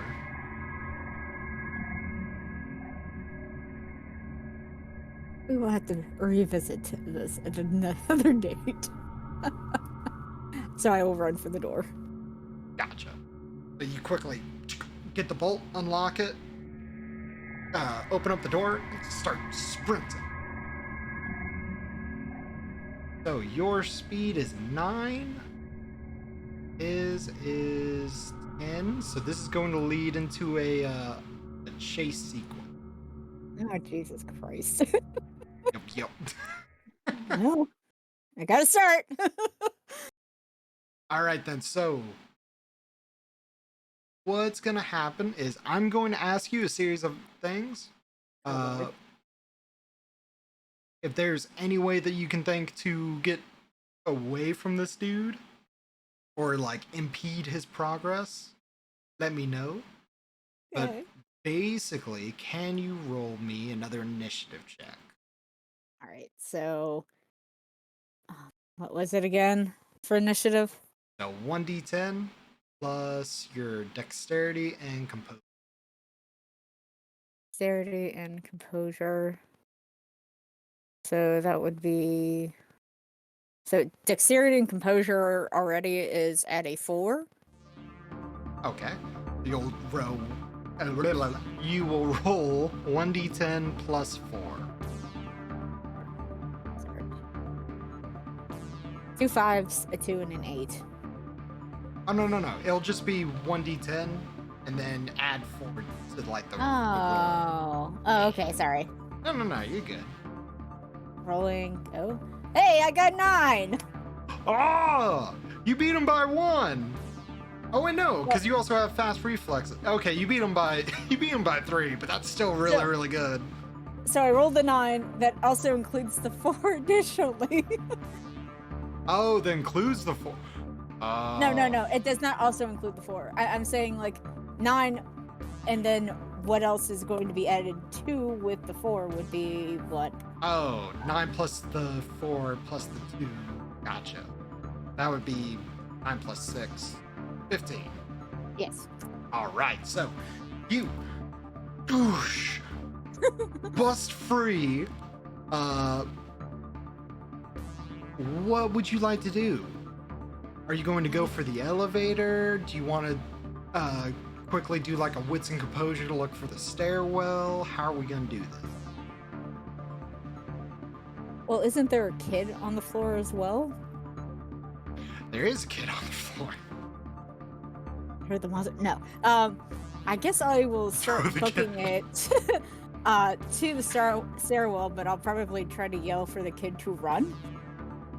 Okay, give me a wits and composure to look for the stairwell. Wits and composure together is a 4. Okay. So start. Stop. Oh no! What was it? 7, 5, and 2 ones. Oh, a traumatic failure. Okay. Dramatic. Okay. Yuck. So, you look at this kid, you tell them to run, and you start charging down the hallway, looking left, right, left. And it's then that you realize there's no door to the stairwell on this side of the hallway. And you turn and you see that he is now like outside of the doorway, and he looks at the kid, and the kid just wide-eye stares as this man charges down the hallway towards you, and he's just yelling, "Thief!" Me? Yes. Trying to make it look like. No. So, I'm going to say that he gets right up on you. Oh god. So I am going to need you to give me another dexterity and what was it I a second ago? Dexterity and athletics check to dodge this man as he goes to grab you again. Well, for the first time, really. I rolled a 10, a 6, a 2, and a 5. I'll roll the 10 again. Come on, don't fail me now. A 3. 3. Okay, so he rolled 2 10s, Which? 3 1s. Oh my god. Yeah, I got a really weird roll, and then I got a 4 and a 5. So Oh god. yeah, you win because he got a dramatic failure. So he goes to grab you, and he slips, and there's a big glass window where you guys were, and his head crashes into this window, and you just hear, "Ah! Son of a bitch!" And you just see that he's now clutching at his head. Is he still in front of the window? Yep. Can I try pushing him out of the window? Oh my gosh. I also want to make sure I put on the clay armor too as I'm doing the push. Oh, okay. So, that's going to be a point of glamour. We're gonna say that not an issue. So that's going to be a dexterity and brawl plus your weird. Because you're untrained, it would be -1. So we're just gonna say it's whatever your dexterity. Yeah, it would be whatever your dexterity is. It's a 3. Gotcha. And B versus his defense. 6, 2, and 4. 2 and 4. That's gonna be no successes. So you go to push this man, and you see he just like, he's in so much pain, he just rolls out of the way, just like, ah! Ah! He's just looking at you like between the fingers, just growling, just. He's going to go on ahead and try to grab you again. Oh no.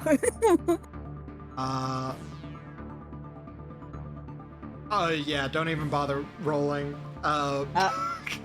He goes Why? to. He got 1 success and then 1-1, so it's just like a no success roll. Oh, like So- me. Yep. You two are just whiffing it. You two are both like just trying to grab each other. So, he jumps at you, but he is so like messed up, so jacked up from a second ago.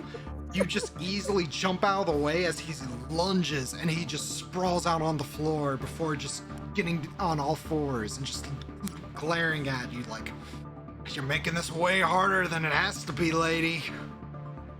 I mean, you're the one who's making things difficult if you weren't trying to teach me. Alright, what are we doing? Alright, so I'm still on the wrong goddamn side and I gotta get past him. I will say he's on the floor right now, and you could easily run past him if you wanted to. Oh, good lord. Okay. Let's try this again. All right. Oosh. Give me another wits and composure check. Lord have mercy. You're on now- my poor soul. Yeah, that kid, by the way, he is fully gone back inside. He's like, no, I don't want to be here. Good. I hate it here. This is a bad neighborhood. I wish mom would move out. 2 7s, an 8, and a 10. Oh! Dramatic, exceptional success. You sprint down the hallway and you see it straight away. You know exactly where it is. You run down the hallway, open up the door, close it, and there is a lock on it. This was not the right outfit to be running in today. It's starting to chafe just a little bit, not gonna lie. It's a little uncomfortable. Stupid goddamn wool garments. So you lock the door. All right, I'm gonna say that's 2 successes in and of itself. So you start sprinting down the door. I'm gonna see if he's able to. Break down the door. Yep. I'm gonna give him as if he's. Yep.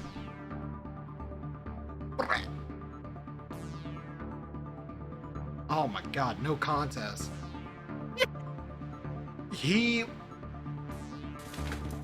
Uh-oh. slams through the door. Oh no. And he looks down the stairwell and he sees you, Oh. and he Joy. just begins charging down the stairwell. So what do you do? We continue forward, trying to get out of the apartment complex. Danger. You can you give me just a straight go with dexterity and stamina roll? 6.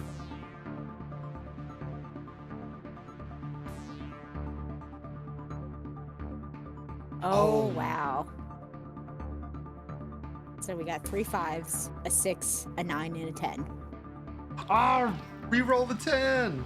Mm-hmm. The 10 leaves me with a 2. Okay, 2 successes versus his 0. Woo. You. If this wasn't if this wasn't a terrifying experience, it would be laughable. As a woman in a Victorian dress is outrunning some dude in a tank top and jeans. Probably. I was going to say jeans or sweatpants. Yeah. And you see him, he's sweating up a storm. He is just charging down this corridor. Some real Scooby-Doo. As you go through the bottom door, you've been just booking it down the stairwell about 3 flights as you've been just going through the bottom door and out into the street. It's at this point you see him stop at the stairwell. His eyes go wide for a second and he just snarls ever so slightly. He gives a low hiss and just closes the door. You are good to go. Oh, that was quite the revisit. Went from heartfelt to heart-wrenching to, oh god, heart attack. No joke, you did so good though. You did really, really good. I was so hopeful I'd be able to push him out that window. I know. Like was not on my side. That would have been so metal though. Another time, another place. But for now, I need to get out. I abscond. All right, so I'm going to guess, do you go back to the bar? Yes. I will say now that you are in a good enough condition that the overall fatigue that you were feeling beforehand is no longer there. It could be the adrenaline, or it could be, Probably. yeah.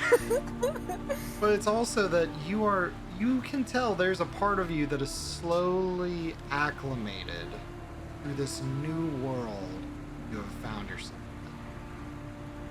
in. As you push open the door to the Silver Tongue Bar and Band, the sound of the outside dies down ever so slightly as the loud, cacophonous music begins to play, and the bar has significantly picked back up as you see both the young man who was there earlier is now just pouring shots, and he's mixing and he's washing dishes as Edmund is kind of overseeing him, and at the same time doing his own amount of mixology from behind the bar.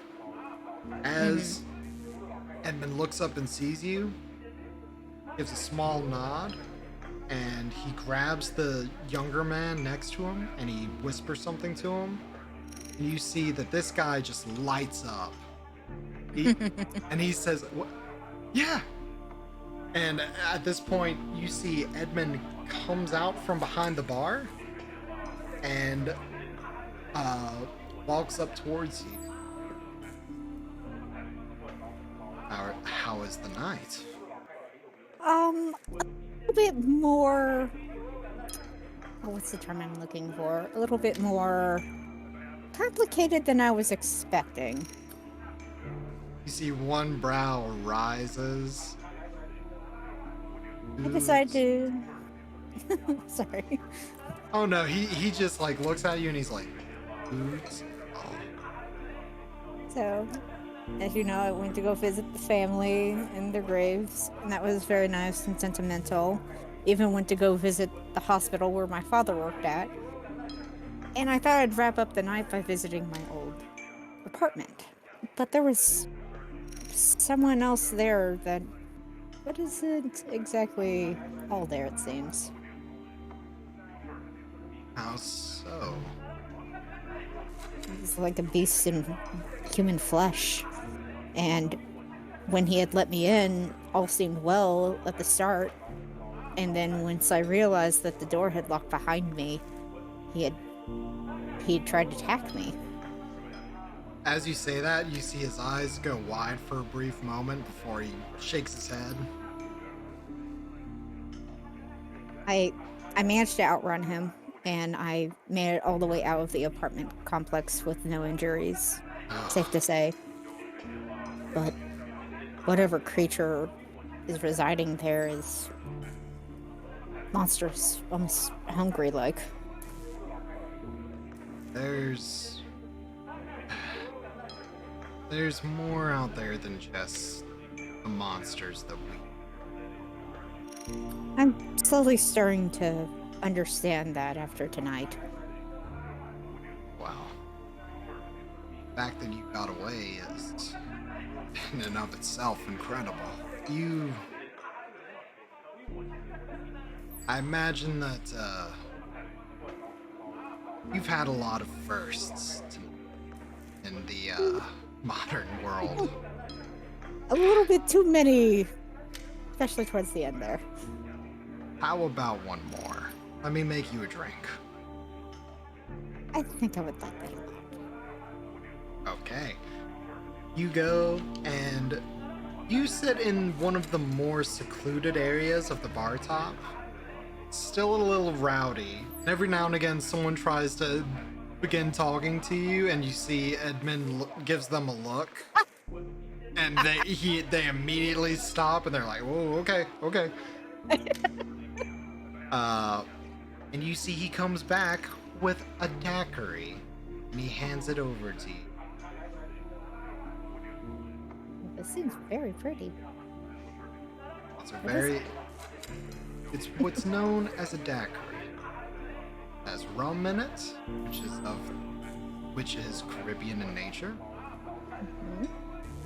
And it's just an overall relaxing drink, especially after a long night. That sounds very pleasant. So Irene will go ahead and take a sip.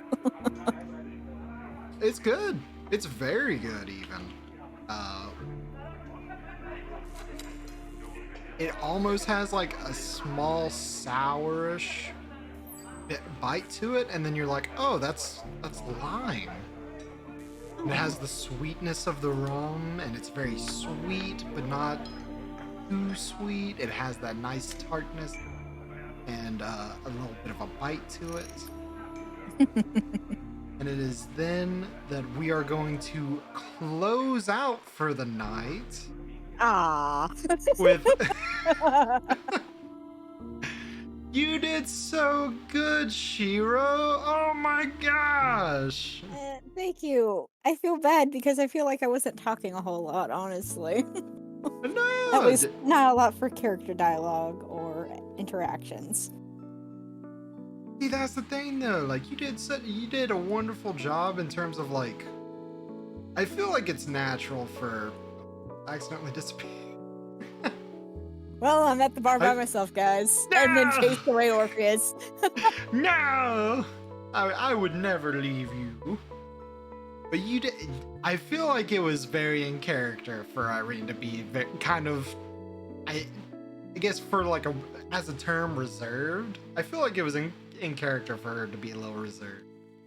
I mean, like, it's still very new for her coming back to modern society at that, so it's like, she's going to need some time to get some footing to actually establish a little bit more. Yeah. I say footing as I outran whatever that thing was that was chasing me. Oh my Maybe we gosh. shouldn't have spent so much time in there playing video games and whatnot and waiting for your next meal to come by and spend more time at the gym, bro. If that went much longer, it was about to get really bad. Oh, no doubt there.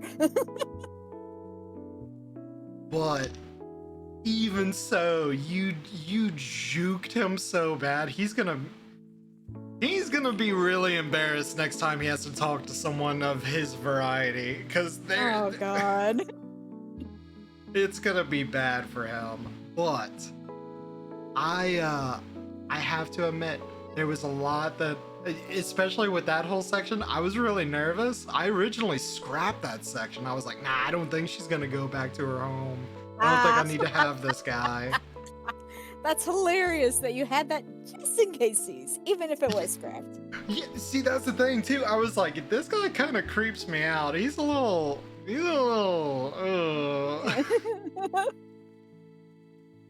Am I allowed to know what he is, or is that something that I can't learn just yet?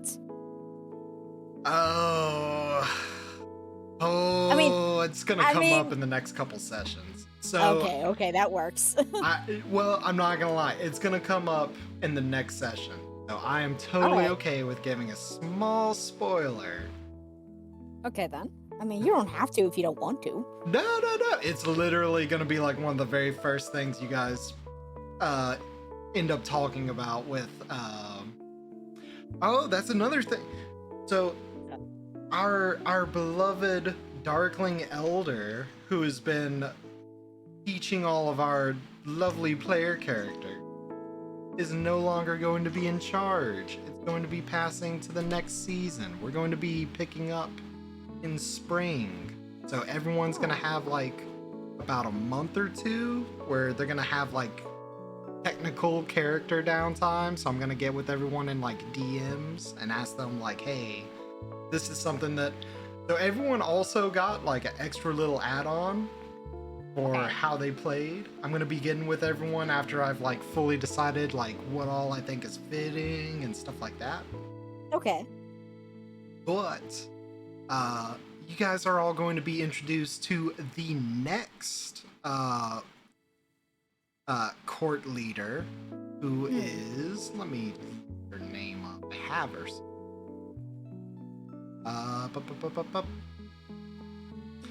Danielle Richards, who Dusa had a brief run-in with in her last session.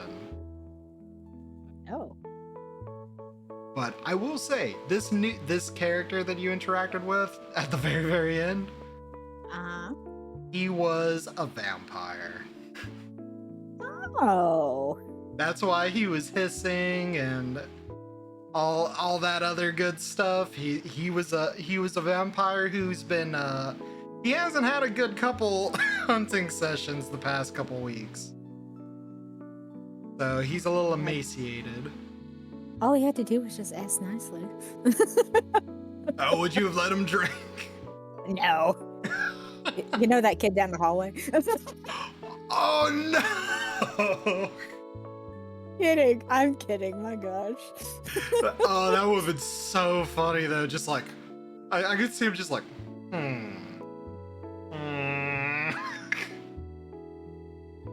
I am sad though. There was like an extra little sneak peek for like a later revelation, but you got a dramatic failure on it. I was like, no.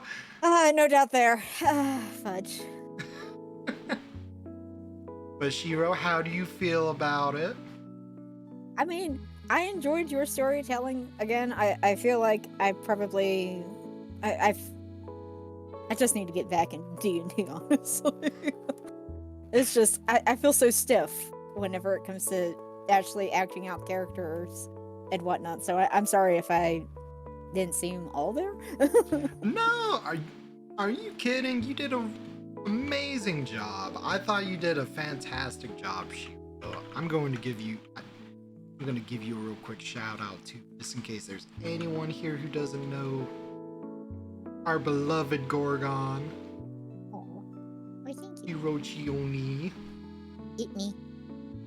It me. It her. The real deal. But yeah, is there anything coming up for you, Shiro? Are you gonna be doing your horror event anytime soon? I still gotta get stuff together for that. I have been procrastinating really hard on it, unfortunately. Oh no, I get it. It's been a very busy month. No, I was about to say, you guys have been so busy lately. Mm-hmm. Yeah, I hope to, actually sit down and start working on that stuff soon. Yup. Hold up, can I get... Wait for it. What? Wait for it. Oh my, what is going on behind me? Don't worry about it. Pay no attention to the man behind the green curtain. What the? There we go. What is this? Everyone give her a head pat. It doesn't look like it's going correct. I know, you're like technically above it. me. Hold up, wait. I got an idea for this. Oop. There we go. Yeah. Oh my gosh. I got the headpats. I think I'm with the headpats. Our favorite Gorgon. Thank you so much for coming, Shiro. Thank you so much for having me. This was a lot of fun. Yeah. Oh, another thing. Before I fully let you go, I'm going to give everyone 3 experience points for completing their all of their session zeros. Okay. And the table should be in the book. I just wanted to let you know in case you wanted to start looking at like what you want to save up for, or if you want to spend them on, like, I think you can get skill specialties with 3 XP points, whatever you want to do. We're just adding that as a note real quick. Very smart. Yeah, I have to think on it then. On what I want to work towards potentially. Yup. Thought at first that you left out of the call, and I was like, well, I'm just talking to no one. No! I wouldn't do that to you. But I am going to go on ahead and raid us out now that we are done with World of Darkness. Let me see who all is currently at. Man, I just realized you'd been streaming for 2.5 hours. It didn't feel like it at all. I was starting to wonder. I was like, what time is? Oh my gosh! I like looked and I was like, oh. It's 10:30 my time. We do have our other Gorgon currently active, so I'm gonna go raid us over to Dusa. Okay, works. Yeah. So I'm gonna send you guys over to Dusa Greco, who is currently playing some Warframe, it looks like. Probably. She has been a very big fan of that game. Oh yep, she's playing Warframe. I played a couple times with her. She's getting really good at it. I've given her a couple things here and there, but she's starting to get like, I'm starting to get worried. She's kind of starting to pass me a little bit. Sounds like you need to catch up. I know. Have a good night. This is a stream while I have to rewatch the VOD because some of it really went by fast. Aw, thank you. Valid. But I am going to be streaming next on Thursday. I was supposed to stream tomorrow, but the Calamity meetup is happening, so I'm gonna go check that out. Oh yeah. Yeah. So I actually might be joining them in VR chat, honestly. that would be great. But I'm going to start the raid. Here is my raid messages for in case anyone wants to stick around. Here's my raid message for just anybody and everybody, and then my raid message for my subs. And until next time, guys, this has been Orpheus and Shiro. Thank you for joining us. Bye bye bye bye bye. Bye.